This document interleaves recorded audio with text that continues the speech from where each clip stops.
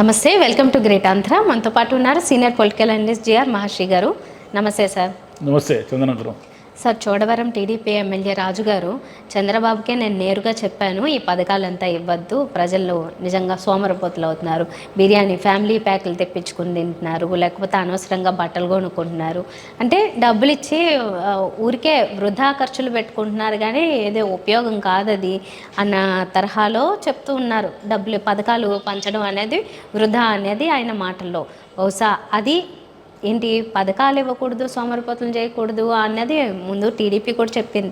కానీ ఈయన చెప్పిన పద్ధతి మళ్ళీ వేరేగా అనిపిస్తోంది. ఎలా చూస్తారు దీన్ని? ఏదో ఒక సామెత ఉంది కదా, ఓడ దాటే వరకు మల్లన్న, రేవు అది దాటిన తర్వాత బోడి మల్లన్న అని.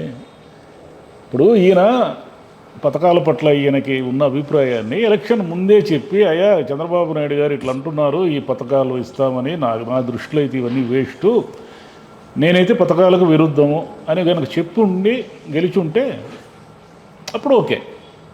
గెలిచే వరకు మీరు గమ్మన ఉండి జగన్ పథకాలకు రెట్టింపు పథకాలు ఇస్తామని హామీలు ఇచ్చి అవిచ్చి ఇవిచ్చి ఇప్పుడేమో పథకాలన్నీ వేస్ట్, ఆడవాళ్ళు వంట చేయడం మానేశారు అంటే, ఆడవాళ్ళు వంట చేయడం అంటే ఏమిటి? వీళ్ళకి వెళితే వీళ్ళంతా ఫ్యూడల్ భావజాలం నుంచి వచ్చిన వాళ్ళు.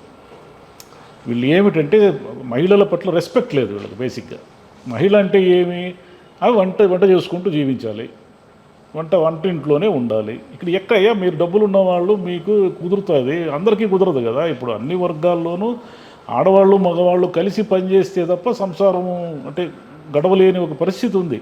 ఏదో ఒక రకంగా ఇద్దరూ కూడా పనిచేస్తున్నారు. అంటే దిగువ వర్గాల్లో ఇద్దరూ కూడా కూలి చేసుకొని జీవిస్తున్నారు. మధ్యతరగతికి వచ్చేసరికి చాలామంది ఆడవాళ్ళు ప్రైవేట్ ఉద్యోగాలు కానీ గవర్నమెంట్ ఉద్యోగాలు కానీ చేస్తున్నారు. వంట చేసి అన్నం తినాలంటే ముందు డబ్బులు కావాలి కదా. ఆ డబ్బులు కావాలంటే అందరూ కలిసి పనిచేస్తున్నారు. కాబట్టి వీళ్ళు మహిళల పట్ల రెస్పెక్ట్ లేకుండా ఆడవాళ్ళు వంట చేయడం మానేసి ఫ్యామిలీ ప్యాక్ బిర్యానీలు తెచ్చుకుంటున్నారు. ఎన్నాళ్ళు తెప్పించుకుంటారు ఆ కొంచెం డబ్బులకి? వీళ్ళు ఇచ్చే 10,000కి, వీళ్ళు ఇచ్చే 12,000కి, వీళ్ళు ఇచ్చే నెలకు ఇచ్చే 1,500కి ఫ్యామిలీ ప్యాక్ బిర్యానీలు తెప్పించుకొని తింటారు. అవును, మరి వాళ్ళకి స్తోమత లేదు, ఎప్పుడో ఒకసారి డబ్బులు వస్తాయి, ఫ్యామిలీ ప్యాక్ బిర్యానీ తెప్పించుకొని తింటారు. మీకైతే రోజు ఇళ్లలో బిర్యానీ వండుతారు కాబట్టి మీకు ఫ్యామిలీ ప్యాక్ బిర్యానీ విలువ తెలియదు మీకు. ఇప్పుడు ఏమిటంటే వీళ్ళు మాట్లాడేది ఏమిటంటే అహంకారంతో మాట్లాడే మాటలు ఇవన్నీ. అహంకారం, గెలిచిపోయిన అహంకారంతో. పోనీ మీరు రిజైన్ చేసి ఒక్క పథకం కూడా ఇవ్వను నేనని గెలవండి చూద్దాం, మిమ్మల్ని అవుతుందేమో, మీ చేత అవుతుందేమో. గెలవలేరు. వీళ్ళు ఏమిటంటే పథకాల వల్ల గవర్నమెంట్కి ఆర్థికంగా భారం పడుతుంది కాబట్టి దీన్ని ఒక మైండ్ సెట్ చేస్తున్నారు. పథకాలు భారము, పథకాలు ఇస్తే ఏటీఎంలో డ్రా చేసుకొని మందు తాగుతారంట. మూసేయండి మీకు ధైర్యం ఉంటే మందు షాపులన్నీ. రేట్లు రివర్స్లో తగ్గిస్తున్నారు కూడా కదా. పేదవాళ్ళ డబ్బుల మీద, పేదవాళ్ళ మందు తాగే డబ్బుల మీద మీ ప్రభుత్వాలు ఆదాయాన్ని పెంచుకొని నడుస్తున్నాయి. ఒకరని కదా, అందరూ అదే చేశారు. మీరు మద్యం మీద ఆదాయంతో మీ ప్రభుత్వాల్ని నడుపుతూ ఏటీఎంలో డబ్బులు డ్రా చేసి మందు తాగుతున్నారంటారా అనే దానికి ఏమన్నా అర్థం ఉందో? మీరే కదా మీకు కావాల్సిన బ్రాండ్లు ఇస్తాము తాగండ్రా బాబు అని మీ నాయకుడే చెప్పాడు కదా, చంద్రబాబు నాయుడు గారే చెప్పారు కదా. కాబట్టి వాళ్ళు మద్యం తాగితే మీకేమి, వాళ్ళు వచ్చిన డబ్బులు అనవసరంగా బట్టలు కొంటున్నారంట. ఇది చూడండి ఎంత అదేమంటారు, ఎంత అన్యాయమైన కామెంట్ ఇది. అనవసరంగా బట్టలు ఎందుకు కొంటారు వాళ్ళు? వాళ్ళకి అన్నీ అంటే అని ఒక్కొక్కరికి 100 చీరలు 200 చీరలు ఉంటాయి. ఎవరికైనా 10,000 రూపాయలు తీసుకునే పేదవాళ్ళకి వాళ్ళకి ఏదో అవసరం కొద్దీ కొనుక్కుంటారు. ఏ వస్తువైనా అవసరం మేరకే కొనుక్కుంటారు, అనవసరంగా ఎవరు కొనుక్కోరు. పొదుపు అనేది ఉంటుంది వాళ్ళకి, అంటే ఆ మైండ్ సెట్లోనే పొదుపు అనేది ఉంటుంది. కానీ అలా ఉండకపోతే వాళ్ళు జీవించలేరు కదమ్మా. వాళ్ళకి వచ్చే ఆదాయం ఎంత? అంత విపరీతంగా ఎందుకు ఖర్చు పెడతారు? విపరీతంగా ఖర్చు. ఎప్పుడో ఒకసారి ఒక అకేషన్ వచ్చినప్పుడు ఫ్యామిలీ ప్యాక్ బిర్యానీ తెప్పి, ఈ రోజుల్లో ఏది తప్పు కాదు కదా. ఏం బిర్యానీ తినకూడదా? వాళ్ళు ఎప్పుడు రొట్టె ముక్క లేదంటే సంగటి ఇవే తింటూ ఉండాలా? ఎప్పుడు కూడా పప్పన్నమే తింటూ ఉండాలా? ఏం బిర్యానీ తినడానికి అనర్హులా వాళ్ళు ఏమన్నా? మరి ఒక ఎమ్మెల్యేగా, ఒక శాసనసభ్యుడిగా ఉంటూ కూడా, ఒక పార్టీ అధికారంలో ఉన్న పార్టీ శాసనసభ్యుడిగా నోటికి ఏమొస్తే అది మాట్లాడితే ఎట్లా? మీకే కంట్రోల్ లేకపోతే ఏం మాడుతున్నామో ఇంక మామూలు వాళ్ళని మీరేం మాట్లాడతారు? అంటే మీరు ఇచ్చే పథకాలతోనే ప్రజలంతా సుఖశాంతులతో జీవించేస్తున్నారు అని అనుకుంటున్నారా? మరి పథకాలు కూడా ఇవ్వకుండా ప్రజలకు ఏం చేయదలుచుకున్నారు? మీరు ఏం చేస్తారు ప్రజలకి? మీరేం పారిశ్రామికవేత్తలకు రాయితీలు ఇస్తారు, బ్యాంకుల్లో అప్పులు తీసుకుంటే వానికి వడ్డీ మాఫీ చేస్తారు, ఇంకోటి చేస్తారు. మరి పేదవాళ్ళకి ఏం చేయాలి? మీరు కోట్లు ఎగేసి విదేశాలకు పారిపోతుంటే వాళ్ళని ఏం చేయలేరు. మరి ఇంక పేదవాళ్ళకి సంక్షేమ పథకాలు కాకుండా మీరు ఏమి ఇస్తారు చెప్పండి. అంటే మేము అద్భుతమైన ఉపాధి సృష్టిస్తాము అంటారు. మరి ఇన్నేళ్ళు ఎందుకు సృష్టించలేదు? మీ ప్రభుత్వం 14 ఏళ్ళు అధికారంలో ఉండింది కదా, ఉమ్మడి ఆంధ్రప్రదేశ్లోను విభజిత ఆంధ్రప్రదేశ్లోను కలిపితే ఇప్పుడు 19 సంవత్సరాలు, ఈ 5 ఏళ్ళు కంప్లీట్ చేసుకున్న తర్వాత మీరు మరి ఇన్నాళ్ళు మీరు ఉపాధి బంగారు భవిష్యత్తు ఎందుకు పేదవాళ్ళకు సృష్టించలేకపోయారు? మళ్ళీ మీరు కూడా జగన్ని ఒకవైపు ఆర్థిక విధ్వంసం అని తిడుతూనే అంతకు మించి 2 పథకాలు ఎందుకు అనౌన్స్ చేశారు? అంటే ఏదో రకంగా గెలిచిపోయి వైసీపీని ఓడించేస్తే మనం అధికారంలోకి వచ్చిన తర్వాత ఇట్లా మాడుతూ ఉన్నాము.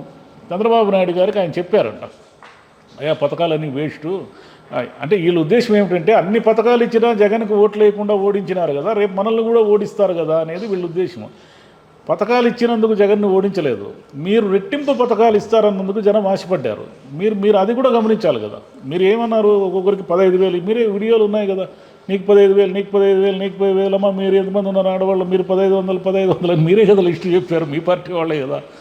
మరి తీరా అమల్లోకి వచ్చేసరికి అడుగుతారేమో జనం అనేసి మీరు ఏదేదో ఆడవాళ్ళు వంటలు చేయడం మానేశారు. మానేది వాళ్ళ ఇంటి సమస్య, మీకేం సమస్య?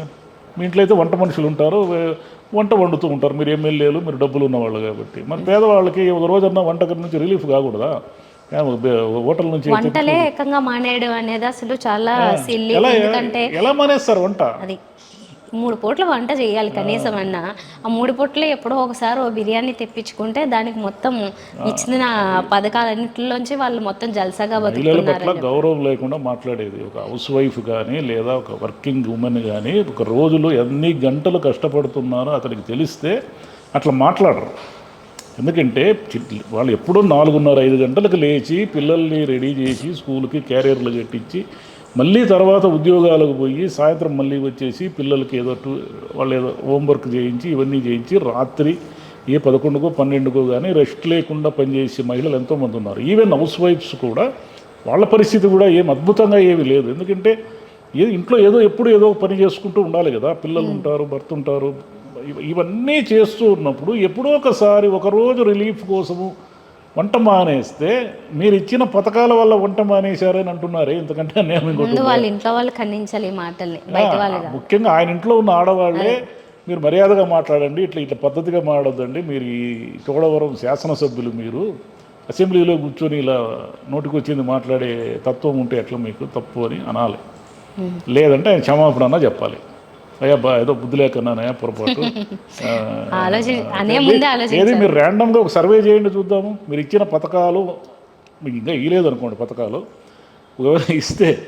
ఇస్తే మీ పథకాలను తీసుకుంటున్న ఆడవాళ్ళ ఇళ్ళల్లోకి వెళ్ళి మీరు ఒకసారి వాళ్ళ బీరువానో ఏదో ఒకటి ఉంటుంది అది చూడండి, వాళ్ళకి ఎన్ని జతల బట్టలు ఉంటాయో. బట్టలే ఉండవు, ఎట్లా ఉంటాయి, ఎట్లా కొనుక్కోగలుగుతారు అన్ని బట్టలు?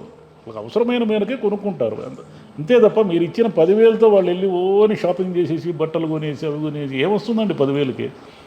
వీళ్ళు చెప్పిన బిర్యానీలు వస్తాయా, వీళ్ళు చెప్పిన బట్టలు వస్తాయా, వీళ్ళు చెప్పిన మందు వస్తుందా, ఎన్ని రోజులు వస్తుంది? ఊరికే పథకాలు ఎగ్గొట్టేదానికి ఏదో రకంగా మాడుతున్నారు. లేదా సొసైటీలో పథకాలని సమర్థించేవాళ్ళు, పథకాలను విమర్శించేవాళ్ళని 2 వర్గాలుగా వీళ్ళు చీల్చబోతున్నారు. అంటే వీళ్ళే మైండ్ సెట్ తయారు చేస్తున్నారు. పథకాల వల్ల ప్రభుత్వం కుంటుపడుతుంది, అభివృద్ధి లేకుండా పోతుంది, దివాళా తీస్తుంది అని ఒక దీన్ని తయారు చేస్తున్నారు, ఒక వాదనని తయారు చేస్తున్నారు. సరే ఇవ్వద్దండి, పోండి, ఏమైనా మీరు మాట చెప్పారు, మీరు ఇవ్వలేమని ఈరోజు అంటున్నారు, ఇవ్వద్దండి, ఏమవుతుంది?